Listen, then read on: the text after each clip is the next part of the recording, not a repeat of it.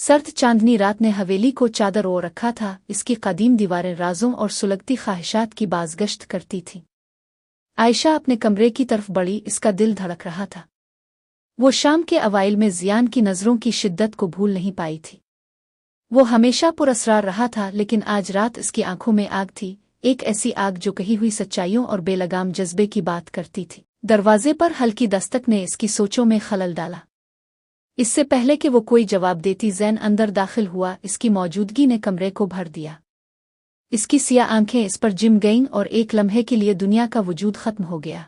आयशा, इसने शुरू किया। इसकी आवाज़ भरी, मैं इसे मजीद नहीं रख सकता। वो एक कदम आगे बढ़ा, इसके हाथ कांप रहे थे जब इसने इसे थाम लिया। मुझे आपको कुछ बताना है। आयशा की सांस उखड़ गई। ये क्या है ज़ियान? लेकिन इससे पहले कि वो जवाब देता, दरवाज़ा फट गया।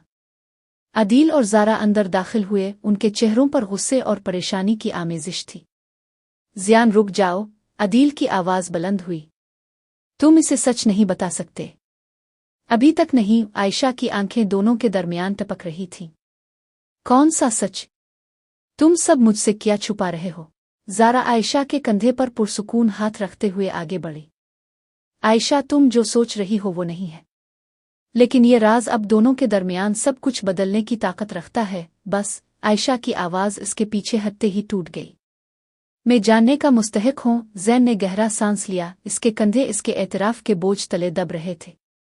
सच तो ये है कि मैं तुम्हें किसी से बचा रहा हूँ, माजी से, जो आपको तकलीफ दे सकता है। इससे पहले कि वो तफसील बता पाता, नीचे की तरफ से एक जोरदार हादसे ने सबको चौंका दिया।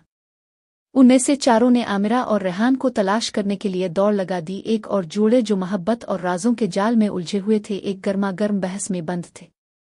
तुम कैसे कर सकते हो? आमिरा की आवाज़ धोखे से कांप रही थी। तुमने मुझसे वादा किया था कि तुम उसके पास कभी वापस नहीं जाओगे। जैसे ही जोड़े ने गर्मागर्म अल्फाज और दर्दनाक एतराफ़ात का तबादला किया, कमरे में तनाव नाकाबिल बर्दाश्त हो गया। फिर भी अफरातफरी के दरमियान मोहब्बत चमकती हुई जल गई। ज़ायान ने आयशा को एक तरफ खींच लिया। इसके हाथ उसके चेहरे पर लिपटे हुए थे। चाहे कुछ भी हो जाए आयशा, इसने सरगोशी की, मेरी तुमसे मोहब्बत कभी नहीं टलेगी। आंसू उसके चेहरे पर बह रहे थे जब वो इसकी तरफ झुकी थी।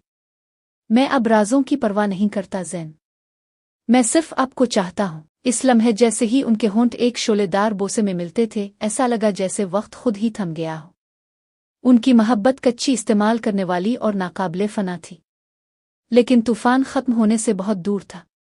जैसे जैसे रात ढल रही थी, एक गैर मुतवक्के मेहमान हवेलियां पहुंचा, जो अपने साथ एक ऐसा इंकिशाफ लेकर आया जो जोड़ों को मिलने वाले नाजुक सुकून को बर्बाद कर देगा। इस लम्हे जैसे ही उनके होंठ एक शोलेदार बोसे में मिलते थे, ऐसा लगा जैसे वक्त खुद ही थम गया हो। उनकी मोहब्बत कच्ची, इस्तेमाल करने वाली और नाकाबिले फना थी, लेकिन तूफान खत्म होने से बहुत दूर था। जैसे जैसे रात ढल रही थी, एक गैर मुतवक्के मेहमान हवेलियां पहुंचा, जो अपने साथ एक ऐसा इंकिशाफ लेकर आया जो जोड़ों को मिलने वाले नाजुक सुकून को बर्बाद कर देगा।